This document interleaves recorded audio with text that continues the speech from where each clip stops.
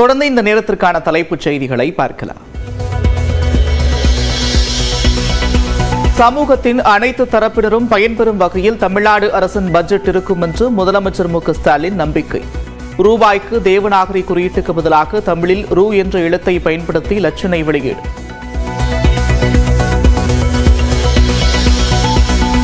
பட்ஜெட்டில் ரூபாய் குறிப்பீட்டிற்கு பதில் ரூ என்ற எழுத்து மாற்றப்பட்டதில் சட்ட சிக்கல் இருக்காது என்று தகவல். ரூபாய் நோட்டால் எந்த மாற்றமும் இல்லை என்பதால் சட்ட சிக்கலுக்கு வாய்ப்பில்லை என மத்திய உள்துறை அமைச்சகம் தரப்பு தகவல். அனைத்தையும் திசை திருப்பவே ரூபாய் குறியீடு மாற்று விவகாரத்தை தமிழக அரசு கையில் எடுத்திருப்பதாக ஜெயக்குமார் குற்றச்சாட்டு. ரூ என போட்டால் ஏழை வயிறு நிரம்பிவிடுமா என்றும் கேள்வி. சும்மா ரூன்னு போட்டா வயிறு ரொம்பிடுமா? ஏழைங்க வயிறு ரொம்பிடுமா? நம்ம ஏமாத்துற வேலை.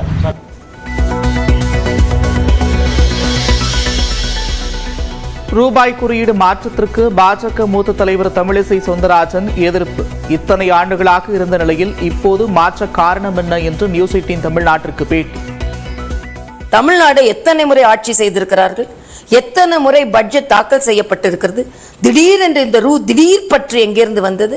சுயநலமான நடவடிக்கைகள் இவையெல்லாம். தேவநாகரி குறியீடு என்பதால் ரூபாய்க்கான சின்னத்தை மாற்றியுள்ளோம். மாநில திட்டக்குழு செயல் துணைத் தலைவர் ஜெயரஞ்சன் விளக்கம். ரூபாயின் லட்சணையை மாற்றுவது தமிழ்நாடு அரசின் முடிவு. அதில் கருத்து கூற முடியாது. லட்சணையை வடிவமைத்த உதயகுமார் நியூஸ் 18க்கு பேட்டி.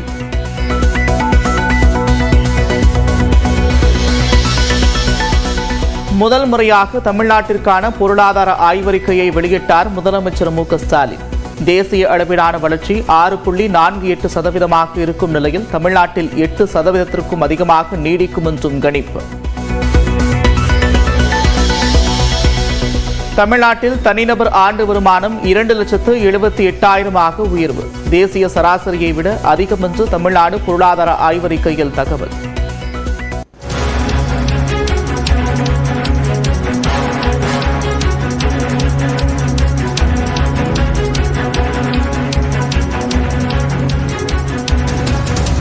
அமைச்சர் செந்தில் பாலாஜிக்கு எதிரான வழக்கில் வரும் 21ஆம் தேதி உத்தரவு பிறப்பிக்கப்படும் என்று உயர்நீதிமன்றம் தெரிவித்திருக்கிறது. அண்மை செய்தியாக பார்த்து வருகிறோம். கூடுதல் குற்றப்பத்திரிகைகளை ஒரே வழக்கில் இணைத்து சிறப்பு நீதிமன்றம் பிறப்பித்த உத்தரவுக்கு தடை கோரிய வழக்கு மீதாக 21ஆம் தேதி உத்தரவு பிறப்பிக்கிறது.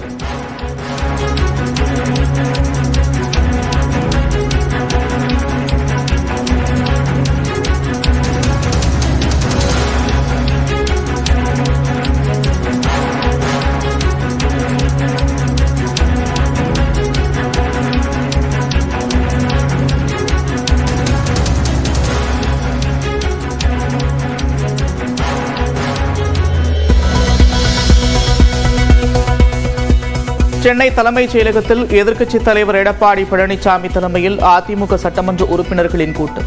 பட்ஜெட் தாக்கல் செய்ய இருக்கும் நிலையில் ஆலோசனை கூட்டம்.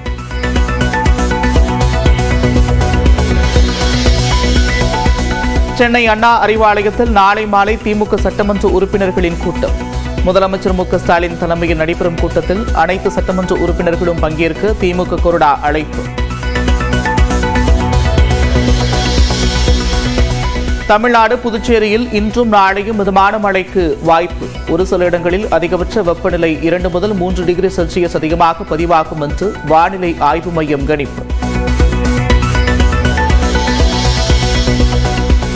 ஜூன் மாதம் வரை உதகை, கொடைக்கானல் செல்லும் சுற்றுலா வாகனங்களுக்கு கட்டுப்பாடு விதித்தது உயர்நீதிமன்றம். அரசு பேருந்து, ரயில்கள் மூலம் எவ்வளவு பேர் வேண்டுமானாலும் செல்லலாம் என்றும் அனுமதி. காலியிடங்கள், சாலையோரங்கள், நீர்நிலைகளில் குப்பை கொட்டினால் 1 லட்சம் ரூபாய் அபராதம். மதுரை மாநகராட்சி அதிரடி அறிவிப்பு. திருவள்ளூர் கிழக்கு மாவட்ட தாவேக செயலாளராக ஆர்.கே. மணியை நியமிக்க எதிர்ப்பு. நீலாங்கரையில் விஜயின் காரை மறித்து மனு அளித்த திருவொற்றியூர் பகுதி நிர்வாகிகள்.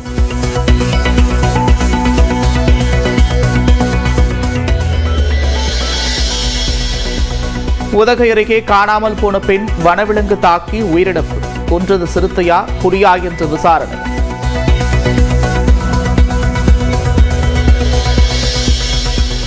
விண்வெளியில் வெற்றிகரமாக பிரிந்த இந்திய விண்கலன்கள் விண்வெளி நிலையம் அமைப்பது உள்ளிட்ட திட்டங்களுக்கு வழிவகுக்கும் என்று மத்திய அமைச்சர் ஜிதேந்திர சிங் நம்பிக்கை.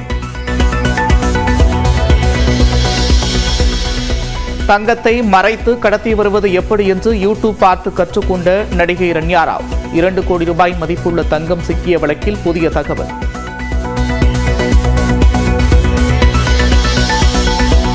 கேரளாவில் உள்ள ஆற்றுக்கால் பகவதியம்மன் கோவிலில் பொங்கல் வழிபாடு கோலாகலம். பல்வேறு பகுதியிலிருந்தும் லட்சக்கணக்கான மக்கள் பங்கேற்பு.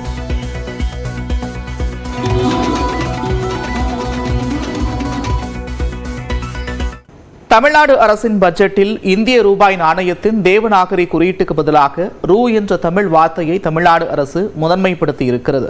தமிழ்நாடு அரசின் 2025-2026 நிதியாண்டிற்கான நிதிநிலை அறிக்கை நாளை தாக்கல் செய்யப்பட இருக்கும் நிலையில் முதலமைச்சர் மு.க.ஸ்டாலின் தனது எக்ஸ் பக்கத்தில் வீடியோ ஒன்றை பதிவிட்டுள்ளார். அதில் சமூகத்தின் அனைத்து தரப்பினரும் பயன்பெறும் வகையில் தமிழ்நாட்டின் பரவலான வளர்ச்சியை உறுதி செய்திட பட்ஜெட் தயாரிக்கப்பட்டிருப்பதாக முதலமைச்சர் குறிப்பிட்டுள்ளார். மேலும் அந்த வீடியோவில் இந்திய ரூபாய் நாணயத்தின் குறியீடான தேவநாகரி எழுத்துக்கு மற்றும் லத்தீன் எழுத்தை இணைத்து உருவாக்கப்பட்ட லட்சணைக்கு பதிலாக தமிழின் ரூ என்ற வார்த்தை இடம்பெற்றுள்ளது.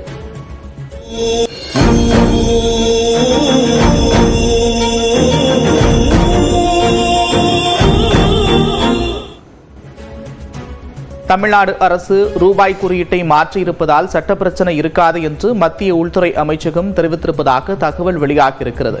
அடையாளத்திற்காக மட்டுமே தமிழ்நாடு அரசின் நிதிநிலை அறிக்கையில் ரூபாய் குறியீட்டை மாற்றம் செய்திருப்பதால் சட்ட சிக்கலுக்கு வாய்ப்பில்லை என்றும் விளக்கமளிக்கப்பட்டிருப்பதாகவும் கூறப்படுகிறது.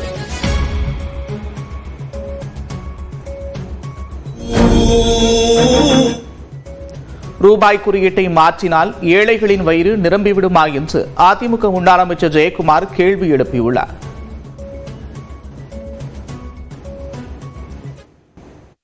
இன்னைக்கு அதெல்லாம் திசை திருப்பணும். அதுதான் ரூவா. ஏழை மக்கள் வயிறு கும்பி எரியுது. பட்ஜெட்ல என்ன எதிர்பார்ப்பாங்க சொல்லுங்க? விலைவாசி குறையணும், மின்சார கட்டணம் குறையணும், அதுக்கப்புறம் பால் விலை குறையணும், அதுக்கப்புறம் வீட்டு வரி குறையணும், அதுக்கப்புறம் சொத்து வரி குறையணும், அதுக்கப்புறம் எல்லா வரி உயரும் குறையணும்னு தானே ஒரு இதே ஒரு மக்களே எதிர்பார்ப்பாங்க. அந்த எதிர்பார்ப்பை பூர்த்தி செய்யாம சும்மா ரூன்னு போட்டா வயிறு ரொம்பிடுமா? ஏழைங்க வயிறு ரொம்பிடுமா? நம்ம ஏமாத்துற வேலை. இந்திய ரூபாய் குறியீட்டை தமிழ்நாடு அரசு மாற்றியதற்கு தமிழ்நாடு பாஜக தலைவர் அண்ணாமலை கண்டனம் தெரிவித்துள்ளார். எக்ஸ் பக்கத்தில் பதிவிட்டுள்ள அவர், இந்திய ரூபாய் குறியீட்டை உருவாக்கிய உதயகுமாரும் ஒரு தமிழரை என்றும் அவர் திமுக முன்னாள் சட்டமன்ற உறுப்பினரின் மகன் என்றும் அண்ணாமலை தெரிவித்துள்ளார்.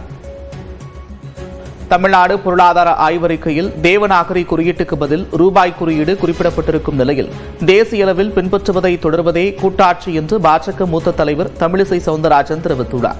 நியூஸ் 18 தமிழ்நாடு செய்தியாளர் சுபாஷுக்கு பேட்டியளித்த அவர், பாஜக தமிழுக்கு எதிரானது அல்ல என்றார். நான் கேட்கிறேன், இந்த ரூ எப்ப ஞாபகத்துக்கு வந்தது இவங்களுக்கு? தமிழ்நாடு எத்தனை முறை ஆட்சி செய்திருக்கிறார்கள்? எத்தனை முறை பட்ஜெட் தாக்கல் செய்யப்பட்டிருக்கிறது? திடீரென்று இந்த ரூ திடீர் பற்றி எங்கிருந்து வந்தது? ஆக தமிழகத்தில் உள்ள அத்தனை குற்றங்களையும் மறைப்பதற்கு இவங்களோட மரபணுவே தேச ஒற்றுமைக்கு எதிரானது. சுயநலமான நடவடிக்கைகள் இவையெல்லாம். தங்களுக்கு வேண்டும் என்றால் கச்சத்தீவை கூட தூக்கி கொடுத்துருவாங்க. ஏன்னா ஊழல் குற்றச்சாட்டில் தண்டிக்கப்பட்டு விடக்கூடாது என்பதற்காக. இவர்கள் ஒவ்வொரு அரசியல் நாடகமும் சுயநலம் மிகுந்த நாடகம். இன்று திடீரென்று தமிழ் பற்றி இவர்களுக்கு வந்திருக்கிறது. எத்தனை முறை மத்தியில் ஆட்சியில் இருந்தார்கள்? ஏன் அப்பொழுது இதை பற்றி எல்லாம் சிந்திக்கவில்லை? திடீரென்று என்ன தமிழ் பற்றி வந்திருக்கிறது? ஆக தேசிய அளவில் ஒன்று பின்பற்றப்படுகிறது என்றால் அதை பின்பற்ற வேண்டியதுதான் பெடரல் செட்டப் என்று நாம் சொல்வது. ஆனால் ரூபாய் என்று வரும்பொழுது, அது தேசியத்திற்கான நோட்டு என்று வரும்பொழுது, அதில் தேசியம் என்ன பின்பற்றுகிறதோ அது இருப்பது தானே நல்லது. உடனே ஏதோ பாஜக ரூவுக்கு எதிரானது என்று இல்லை. ரூவுக்கு எதிரானவர்கள் நாங்கள் அல்ல. தமிழுக்கு எதிரானவர்கள் நாங்கள் அல்ல. உங்களை போன்ற போலி தமிழ் பற்றிற்கு நாங்கள் எதிரானவர்கள். போலி நாடகத்திற்கு நாங்கள் எதிரானவர்கள். தமிழ் மொழியில் இல்லை என்பதால் தேவநாகரி குறியீட்டை பயன்படுத்தவில்லை என்று மாநில திட்டக்குழு செயல் துணைத் தலைவர் ஜெயரஞ்சன் தெரிவித்திருக்கிறார். லோகோல ருபி சிம்பிள் தமிழ்ல மாதிரி போட்டிருக்கு. Is there any reason for it Devanagari வேணாங்க. லாஸ்ட் டைம் வந்து நம்ம எல்லா டாக்குமெண்ட்ல பாத்தீங்கன்னா ருபீ சிம்பிள் தான் போடும். பட் திஸ் டைம் தேவநாகரி வேணாம் அப்படிங்கிறது. அண்ணாமலை என்ன சொல்லிருக்காருன்னா, ஒரு தமிழர் கண்டுபிடிச்சது அந்த ருபி சிம்பிள், அதை ஏன் வந்து நீங்க விட்டுட்டு அண்ணாமலை தமிழர்கள் நிறைய விஷயங்கள் பண்ணிட்டு இருக்காங்க, எல்லாத்தையும் பண்ண முடியாது. இந்திய கலாச்சாரத்தை பிரதிபலிக்கும் வகையிலேயே ரூபாய் லட்சணையை வடிவமைத்ததாக அதனை வடிவமைத்த தமிழரான உதயகுமார் தெரிவித்திருக்கிறார். நியூஸ் 18 செய்தியாளர் சுசித்ராவுக்கு பேட்டியளித்த அவர் இதனை தெரிவித்தார். 2010ல ஒரு காம்படிஷன் நடந்தது மேடம், கவர்மெண்ட் ஆஃப் இந்தியா வந்து நடத்தினாங்க.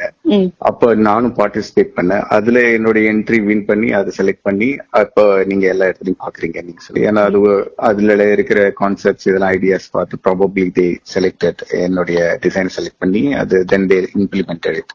ஸோ இது வந்து இந்திய கலாச்சாரத்தை பிரதிபலிக்கிற மாதிரி நான் அதெல்லாம் யோசிச்சு இந்த டிசைனை வடிவமைச்சேங்க.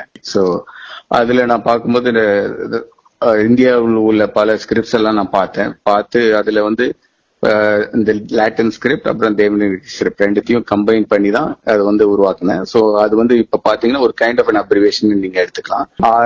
ஆர் ஃபார் ருபீஸ், அதுவும் இந்தியன் கரன்சியை தான் குறிப்பிடுது. அப்புறம் ரூபாய், ருபியா, ஸோ ரெண்டுமே அது வந்து இந்திய கரன்சியை குறிப்பிடுறதுனால அதை ரெண்டுத்தையும் மையமா வச்சு அதை நான் வடிவமைச்சேன்.